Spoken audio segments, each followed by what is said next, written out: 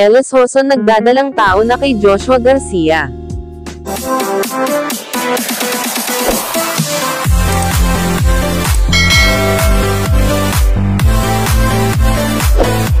Hindi na nga napigilan pa nina Ellis Hoson at Joshua Garcia ang hindi aminin sa publiko ang tunay nilang relasyon.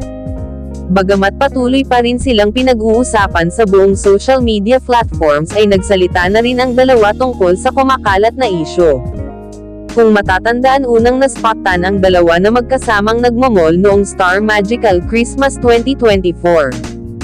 Dito nagumpisa ang mga haka-haka ng mga netizens na may something na ang kapwa celebrity. May lumabas na balita hindi raw nakapagpigil si McCoy at nagbitaw raw ito ng hindi maganda kay Joshua Garcia.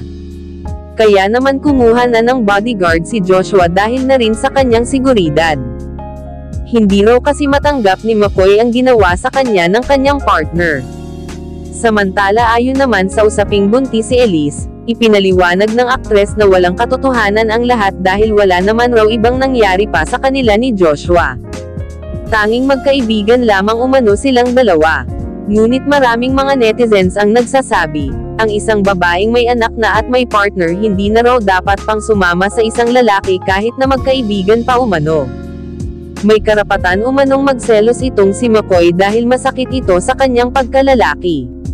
Samantala sa ngayon ay wala pang balitang muling nagkaayos sina Ellis at McCoy. Nagbigay rin ng komento ang ilang fans ni na Ellis at McCoy na ayon sa mga ito tila gumaganti lamang itong si Ellis kay McCoy, dahil sa ginawa rin ito noon sa kanya. Ngunit kahit ano pa man raw ay hindi naman magagawa ni Ellis na lokohin si McCoy lalo't ipinaglaban nito noon ang kanilang relasyon. Ngayon pa bang susuko si Ellis lalo't may anak na silang dalawa ni McCoy?